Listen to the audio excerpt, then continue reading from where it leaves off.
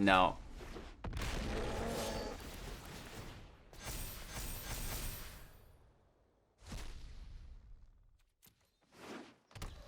Two Starrixes, I mean, that's not the worst. That's really cool. Oh! We have such a powerful field. Hey everybody, welcome back. Thanks for taking the time to watch Hello Good Game. Today we're playing Selesyna Mutate. If you find any value within this video, make sure to give me a thumbs up. Let's get right into it. We have 4 copies of Pelt Collector. This is our first and only 1-drop. It's a 1/1. Whenever another creature you control enters the battlefield or dies, if that creature's power is greater than Pelt Collector's, put a 1/1 counter on Pelt Collector. As long as Pelt Collector has 3 or more 1/1 counters on it, it has Trample. Moving on to our 2-drops, 2 copies of Seasons of Growth and Enchantment. Whenever a creature enters the battlefield under your control, scry 1. Whenever you cast a spell that targets a creature you control, draw a card. 3 copies of Barkhide Troll, a 2/2. Barkhide Troll enters the battlefield with a 1/1 counter on it, right? So it's a 3/3. And then we can pay 1, remove that 1/1 counter from it, and it's going to gain Hexproof until end of turn. So that's really nice. Paradise Druid times 4. It has Hexproof as long as it's untapped. It's a 2/1 that we can tap for 1 mana of any color. Pledge of Unity times 2. This is our only 3-drop and instant spell. Put a 1/1 counter on each creature you control, and you gain 1 life for each creature you control as well. So that's quite powerful in this token deck. Moving on to our 4-drops, we have Cubwarden times 4. This is a 3/5 with lifelink. Mutate cost is also 4. Whenever this creature mutates, create 2 1/1 white cat creature tokens with lifelink. King Caesar, Ancient Guardian, or Huntmaster Liger. This is a 3/4 mutate cost of 3. Whenever this creature mutates, other creatures you control get +X until end of turn, where X is the number of times this creature has mutated. 3 copies of Gemraiser or Angus Armored Killer, a 4/4 with Reach and Trample, mutate cost of 3. Whenever this creature mutates, destroy target artifact or enchantment your opponent controls. 3 copies of Migratory Greathorn, a 3/4 with mutate of 3. Whenever this creature mutates, search your library for a basic land card, put it into the battlefield tapped, and then shuffle your library. Moving on to our 5-drops, we have 2 copies of Tristani's Discordant, a 1/4. Other creatures you control get +1/+1. When it enters the battlefield, create 2 1/1 white soldier creature tokens with lifelink, which then obviously get pushed to 2/2. At the beginning of your end step, each player gains control of all creatures they own. That's a nice way to shut down Agent. 4 copies of Auspicious Starrix, a 6/6 mutate cost of 6. Whenever this creature mutates, exile cards from the top of your library until you exile X permanents cards, where X is the number of times this creature has mutated. Put those permanents onto the battlefield. Oh, that's crazy, right? And then, of course, 2 copies of End-Raze Forerunners, an 8-cost 7/7 Vigilance Trample Haste. When it enters the battlefield, other creatures get +2/+2 Vigilance and Trample until end of turn.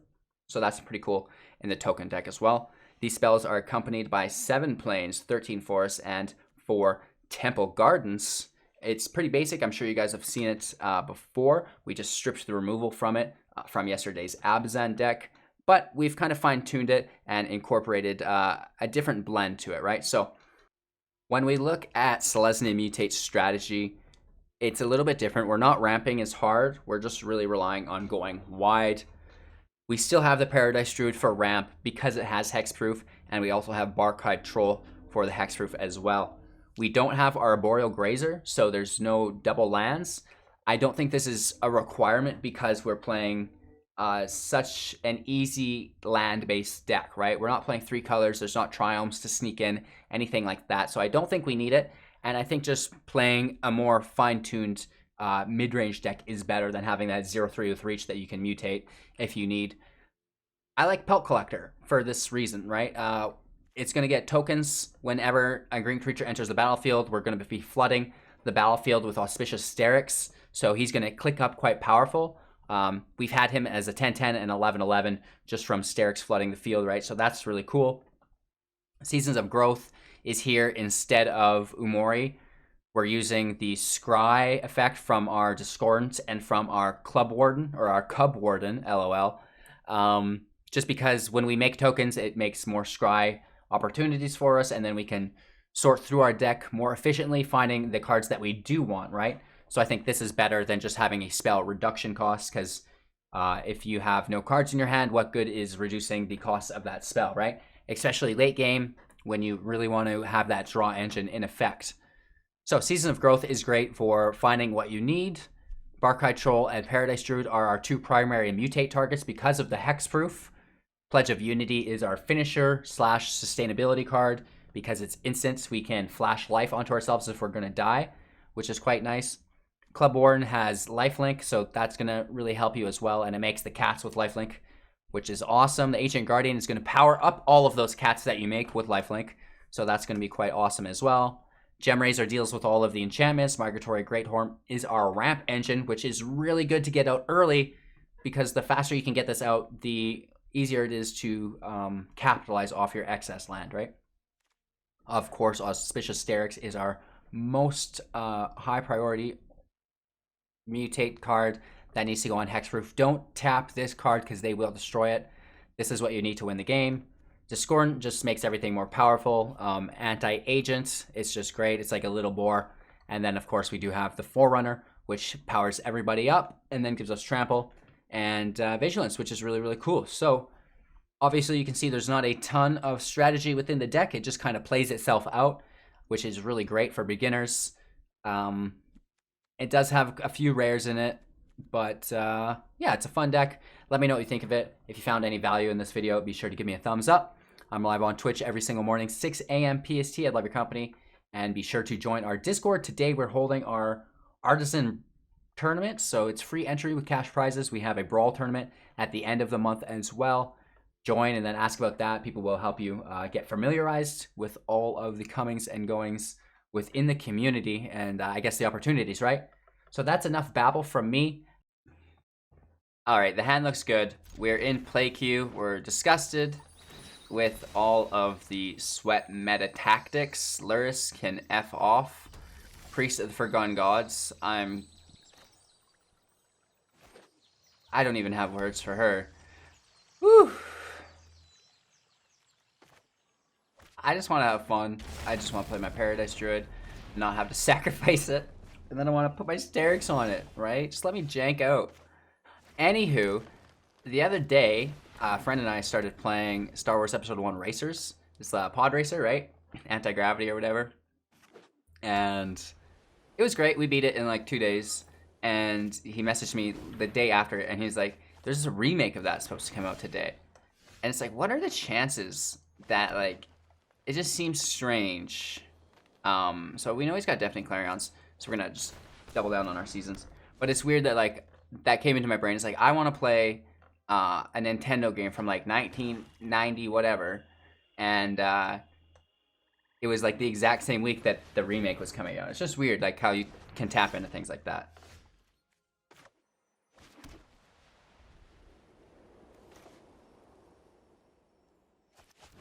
I guess we'll force him into the Clarion.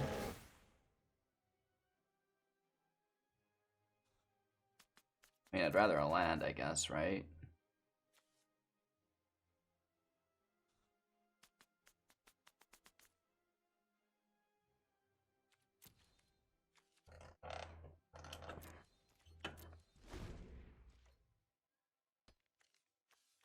So we have one Clarion gone. That helps. So we have 3 Clarions and 4 Shatters to dodge. He's amassing, but I think he's just, like, cycling. He's got the Archon in here. And this is the fun of play queue, guys. There's no Luris in this deck. It's awesome. Let's push Lando. I'm having trouble targeting my cards after the update. I don't know if that's just my janked up mouse, but there seems to be an issue sometimes.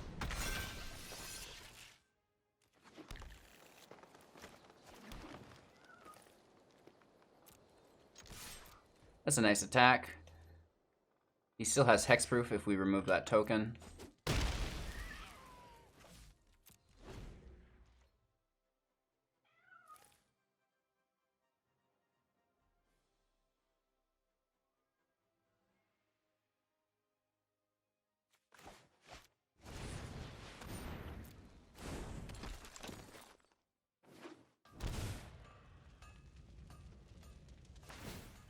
Merchant of the Veil to discard a Draxeth. This is like super jank. Is it like a Mardu reanimation? At this point, I'm just curious. Let's go ahead and start mutating our Starrix, which is what it's all about. He probably feels the same way about my deck as I do about the Luris deck, though, right?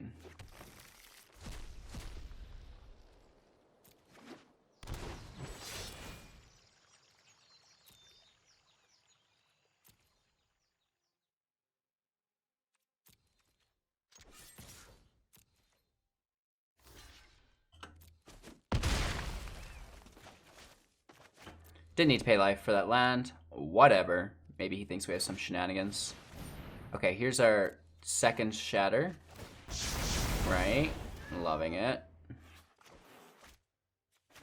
We're fine, though. We're okay.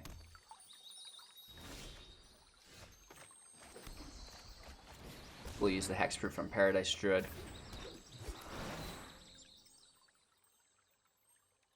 Don't really need any land anymore. We're past that.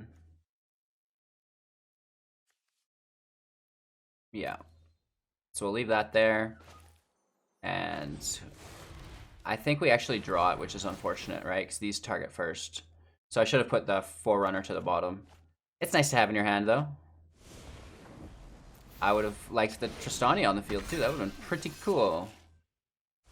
We get a land. Nice. And, by golly, let's get that other land out there.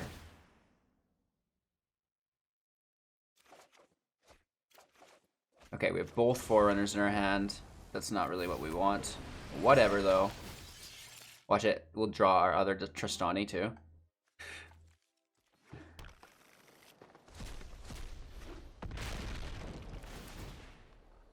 Season of Growth just lets us scry our hearts off. Oh, I don't want to discard a land. I guess I have to.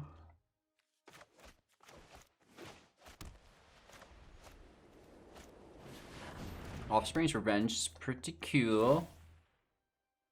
Right? I wonder who he brings back. Is Archon? Nice. Because it makes everything 3/3s. That's pretty cool. I mean, there's so many things we could do right here. We could destroy this, which is probably our best bet. But I also just want to flood the field, right? Like, let's have a weird jank debt match instead of this weird sweater winning as hard as we can and oppressing our opponent. Let's just have fun. I want tokens, man.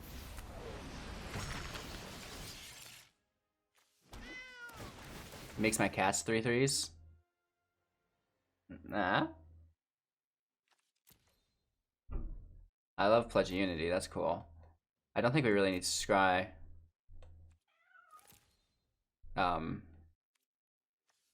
Because it shuffles when we do the land, right?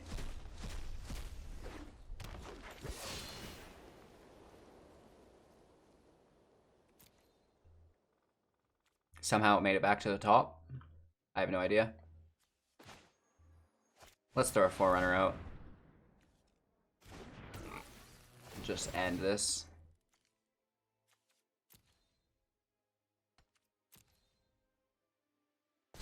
Oh, I guess he's a 3/3. That's kind of weird.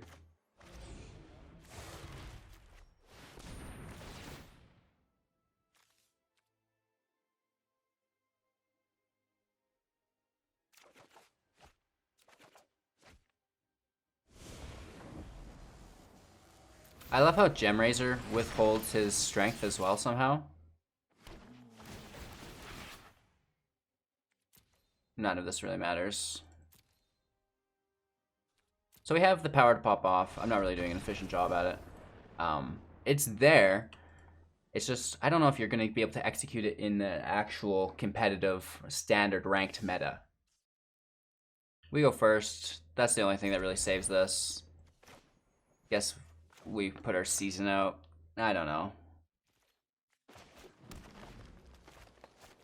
It's pretty slow when you're not using any ramp, right?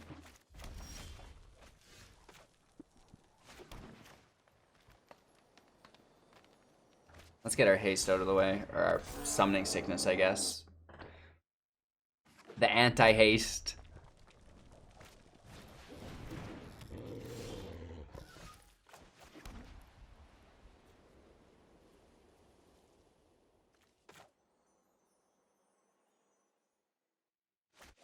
Just to make sure we get a land on our next drop. Right, if we don't draw it, we can play our Barkhide Troll and make sure that it's there next turn. Missing one's okay, missing two's unacceptable.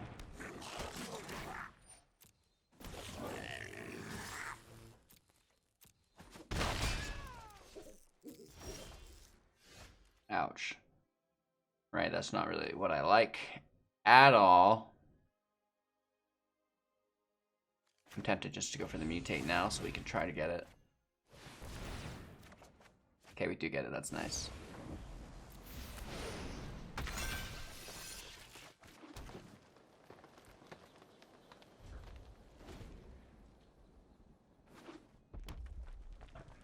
Playing defensively. Just trying to find some more lands. We need a secondary plains to mutate our Cubwarden.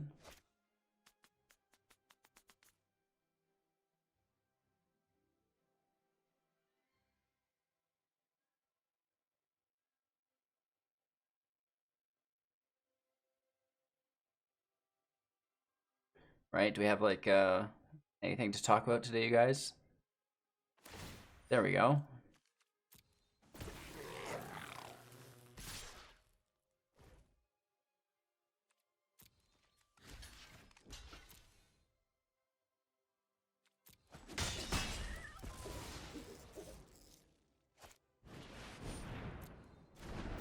I would play that first. Hashtag play queue.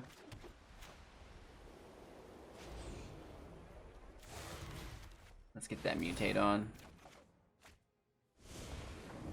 Probably going over, to be honest. Paradise Druid can go. Barkhide Troll can go. We're looking for more cheap mutate triggers. And we have reach, so no attacks. We're straight chilling. That Cubwarden's gonna smash the Phoenix out of the sky.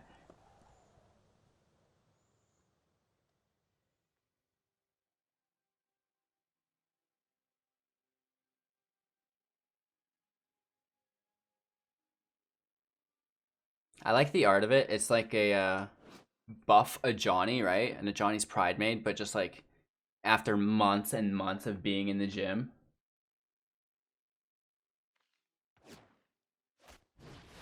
An Everquill Phoenix mutate on a Legion War Boss. Now that's an interesting move. I don't even mind that. That's cool.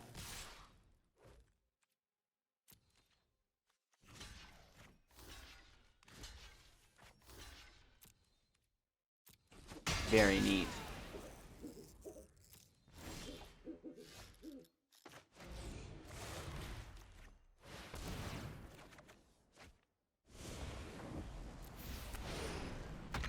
Double down, right?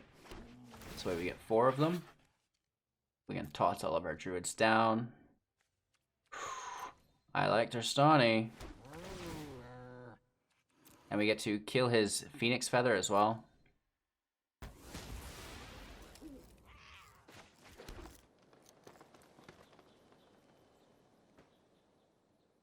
I don't want to scry, is the thing. I just want to pick up Tristani. So I'm not playing any creatures here.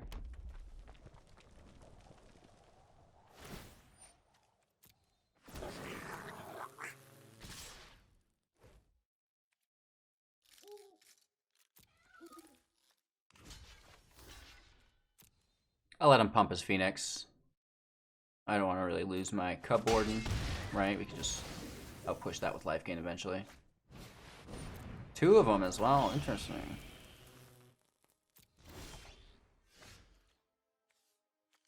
Mutating would be good.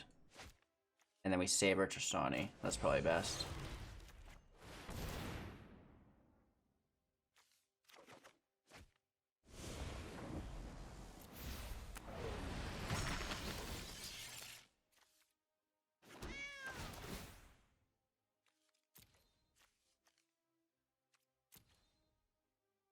I think it'll leave though, because we have to scry here, right? Oh, scry's fine though. We can scry as long as we're not shuffling. What was I thinking? In that case, let's progress. For some reason, I was thinking my scry is equal to shuffle. You know me, LOL.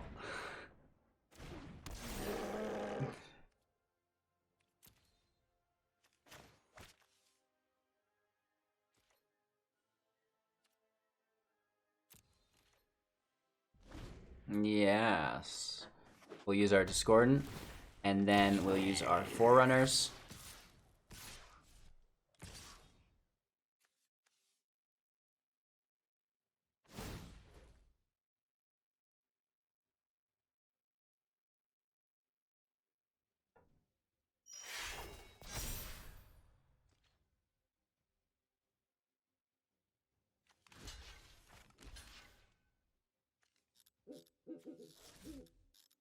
I have no mana to give it hexproof.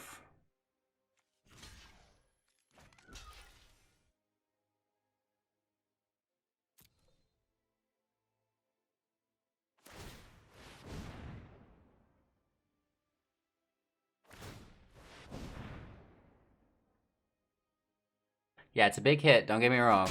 It means we have to hit now in return. We have plenty of life gain though. I wanted to get around that somehow. I wanted to, I guess we could. And just do it in 2 phases. That makes sense. Because the life we get from this first phase will keep us alive for our next turn.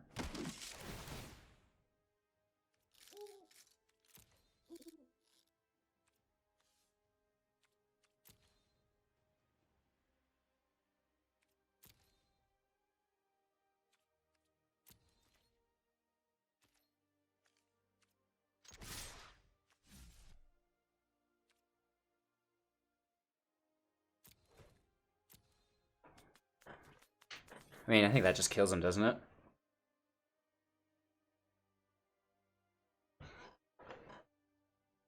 And that's without Pledge of Unity. That's without our Forerunners.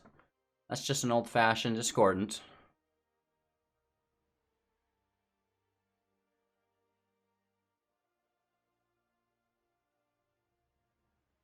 Yeah, bummer.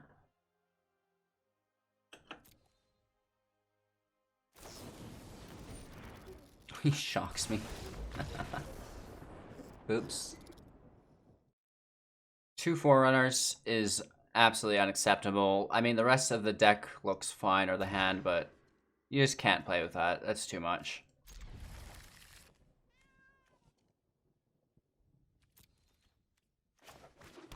Let's get our pledge out of there.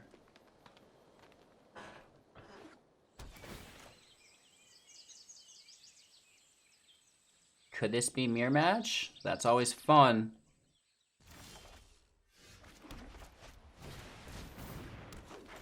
Pulling a land's really nice. Let's see what we... Ooh.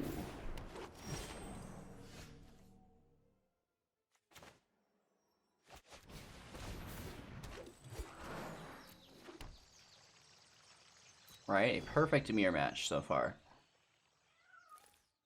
He needs to play Force and another Paradise Druid. That'd be cool. No, he sidestepped us.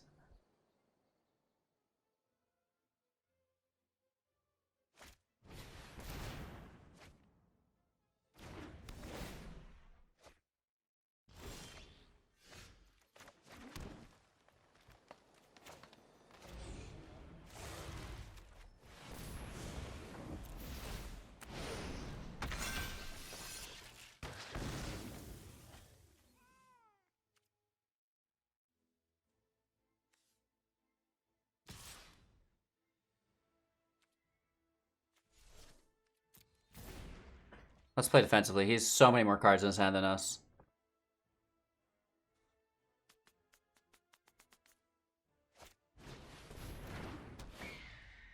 The Envoy, that's fine.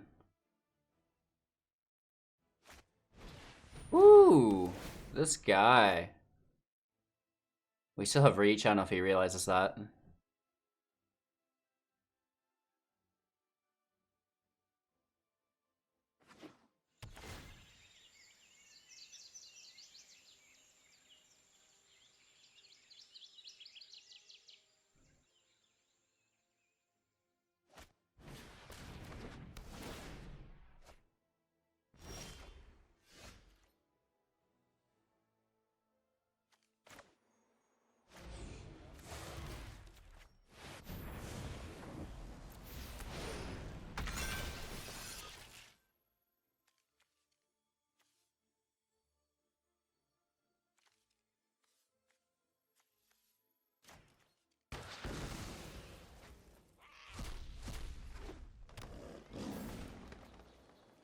Hopefully he doesn't have exile. I pray. We probably should have played it safe. I was so greedy there. I was so greedy. We're gonna get punished.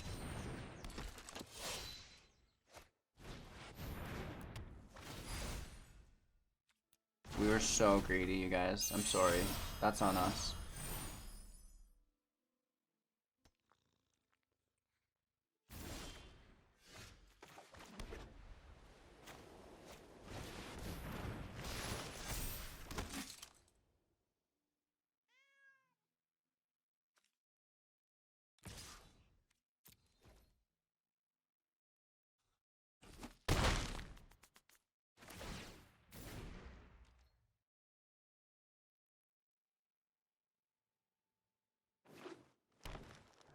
We could try to pull this one out from nowhere.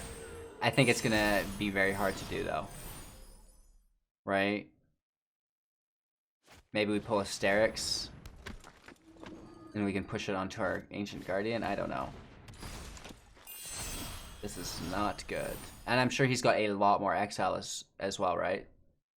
Just a simple mistake like that. We lost focus for 1 second and we went from a winning game to an absolute crushing loss. It happens.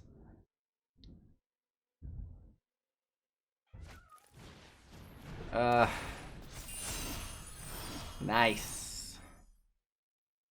This is still a match somehow.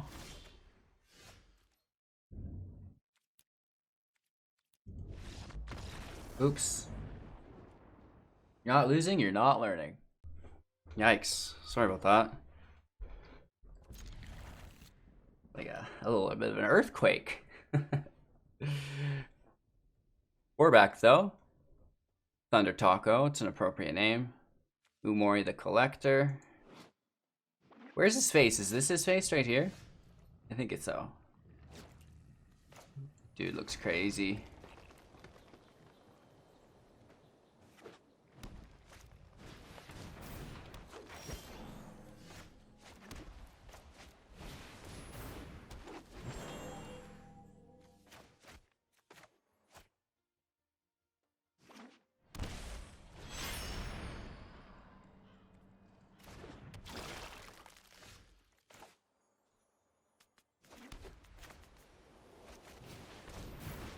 Alright, let's just keep pushing it as hard as we can. We'll tap one for the other. If he doesn't deal with it, it's no harm, no foul. If he does, right? No, we're good. It's cool that it comes out for 1. I appreciate that. Still has 4, 5, 6 available. That's very good.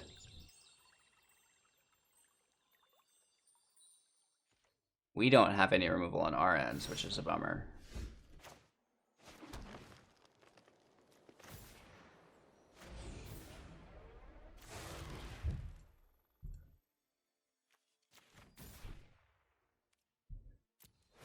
Okay.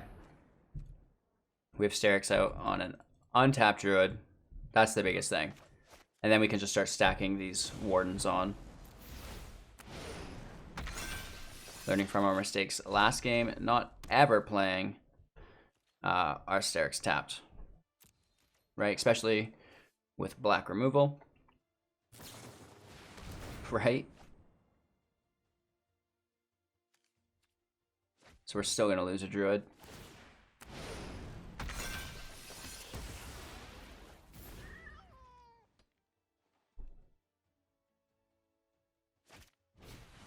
Ooh, this is gonna get weird.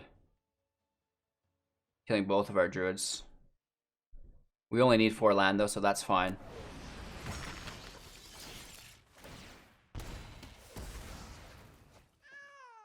We also have no reach. But he doesn't want to take his hexproof off. Right, he's in the same situation.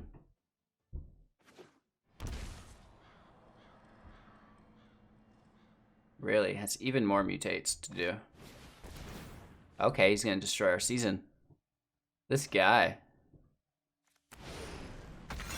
That's good. We're gonna do a mass draw on scry here.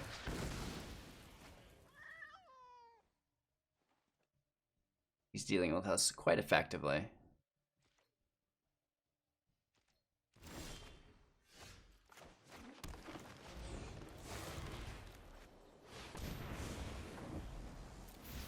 Giving our Starrix lifelink is just so nice.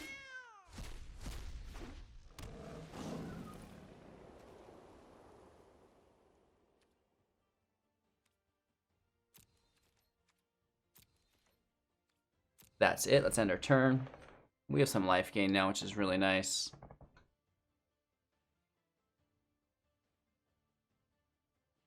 Another mutate as well, and then our Pledge of Unity. Ooh, an opposing Starrix. Nice.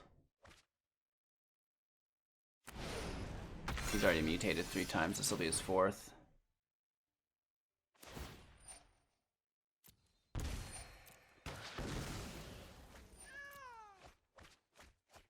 Yikes.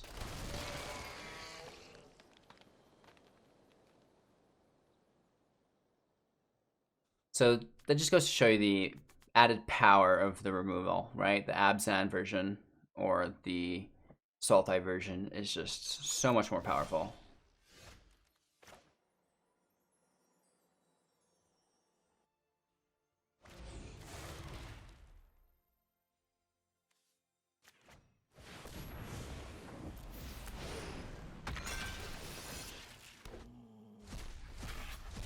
We don't get any good drops there. Nothing here either, oh my lord. I guess that allows us to remutate, which is good.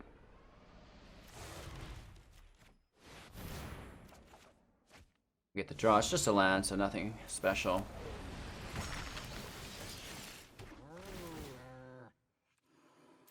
I'll take the Cubwarden again. Right, just having him on the field's nice.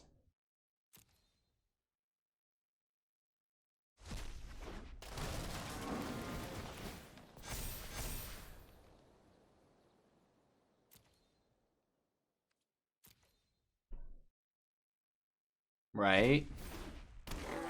Oh yeah. Oh yeah. I don't even really care at this point. I guess we could look for another. No, that can stay.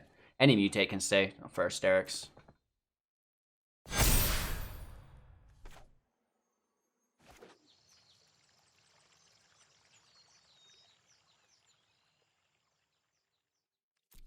All of our stuff has. So we need to save that.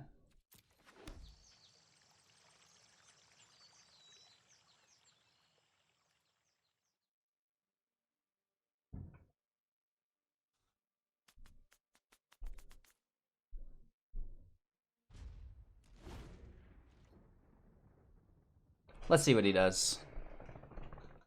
Obviously, he's going to keep mutating his Starrix and kill our Forerunner first, but I think we're still in really good shape. We should have attacked with our couple of life gains, I guess.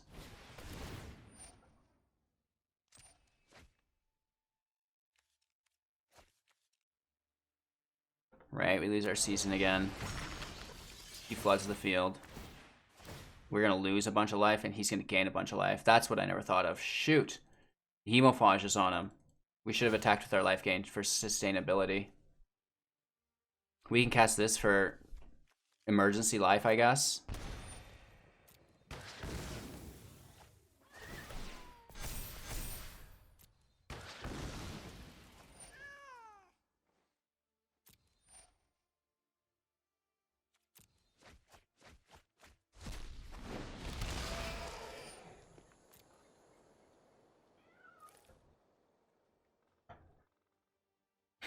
This is weird.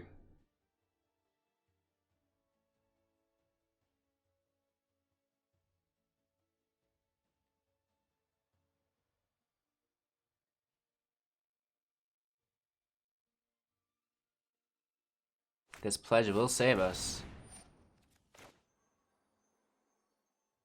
But then we tap our Starrix and he can kill it. No.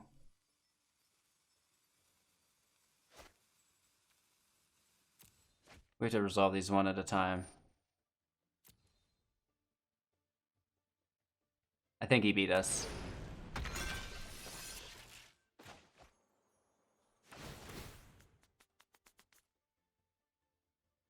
The destroy is triggering first, though. That saves us just on the priority of those triggers.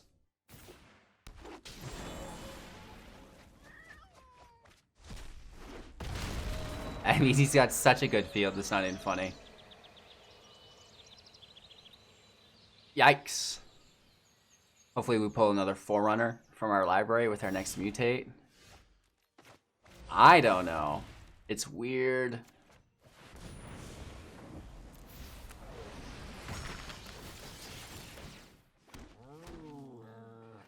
No.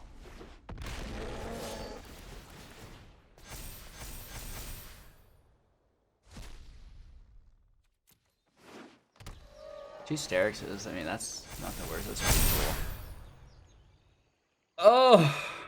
We have such a powerful field. But it's like, his mutate is strong, man.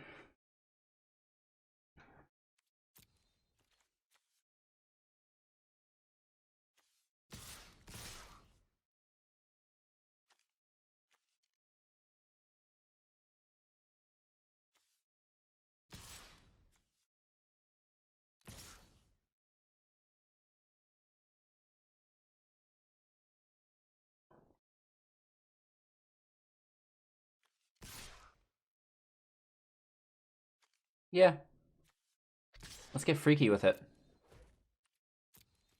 Math is for the blockers, right? As long as I'm not the one that has to block, he can do it. I don't want to partake. Is he just taking it?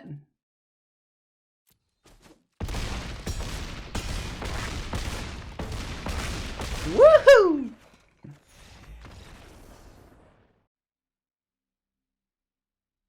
Hand's pretty greedy, but it still also looks very good.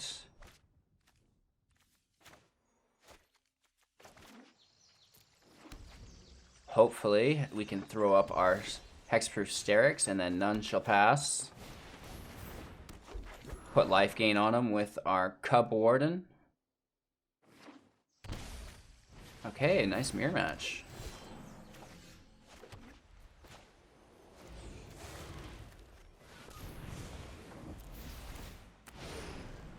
Let's start that mutate. Start that land ramp. No attacks. We don't want to be exiled, right? That's a terrifying thought. So this is going to be enchantments, not mutations. Ooh, we've got just the card for that. Might resolve into a force quit, but or they could concede.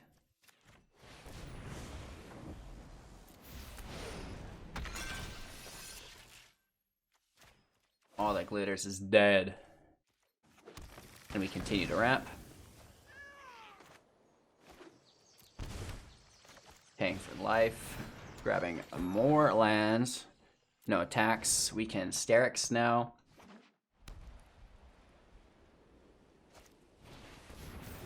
Another Druid, that's fine. Outside of Life's Bounty. Would have been good for him last turn. Let's get after it. We've mutated him every single turn, which is great. I guess we just destroy his health set, right?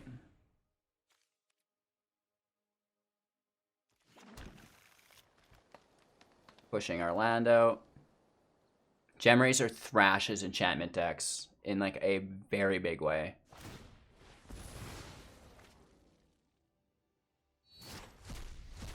We get a Seasons of Growth there, which is really quite nice. Pelt Collector can go to the bottom.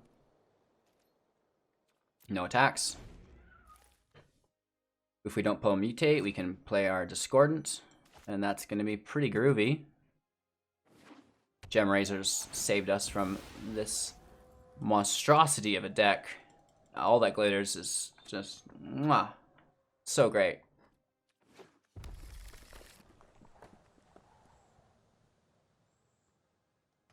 He's actually playing Naya.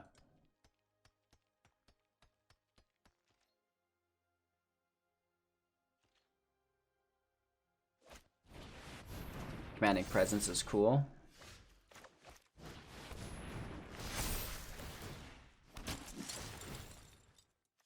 Land can go. We need mutate targets. Ooh, or that.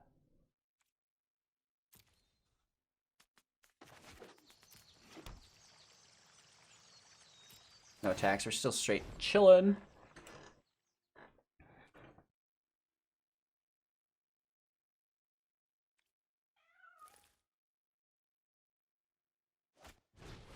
Ooh, an ECD.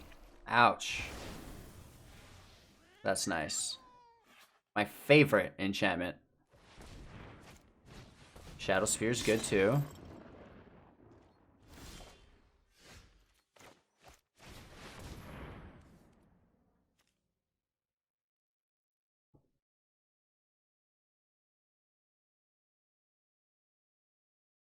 That's not a fun card to have pop up.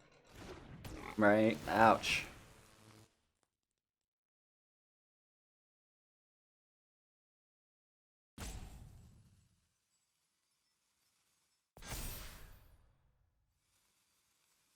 Triggers our Pelt Collector.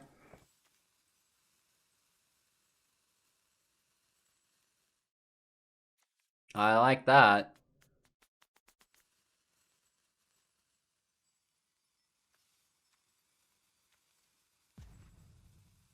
What would have been cool if we scried the Forerunner to the bottom, drew the Cubwarden, mutated it to the Starrix, and then the Starrix pulled out the Forerunner. That's what would have been cool.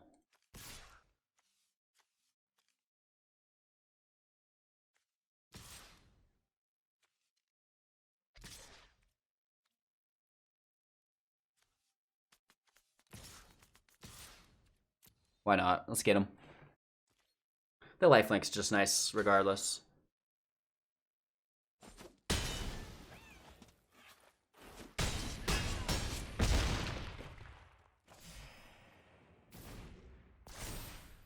Down to 1. Shadow Sphere can give him life gain, but then that means he has to tap his Paradise Druid.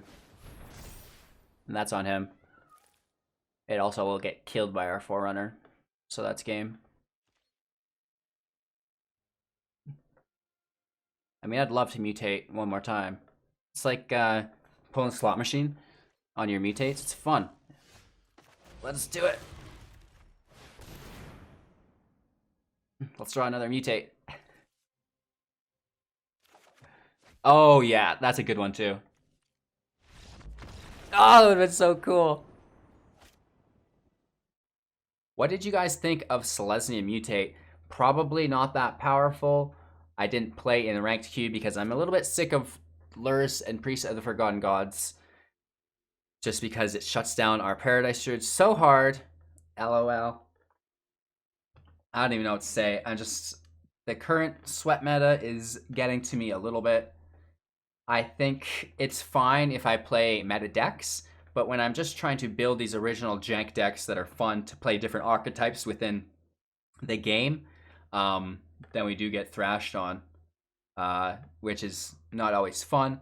But what good is having all these cards if you never play them, right? So it's fun to play with different archetypes that even though they're not super competitive, they're still semi-viable in the play queue, and you can get your daily quests done. And it's just nice to have an assortment of decks to give you a fresh breath within the game when you do need an escape from the standard ranked queue, because sometimes it gets a little aggressive.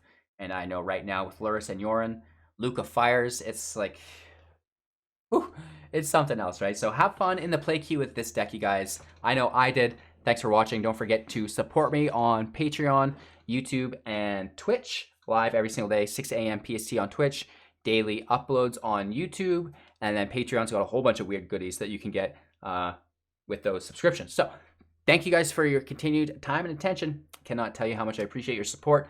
Have a great week, and I will see you tomorrow.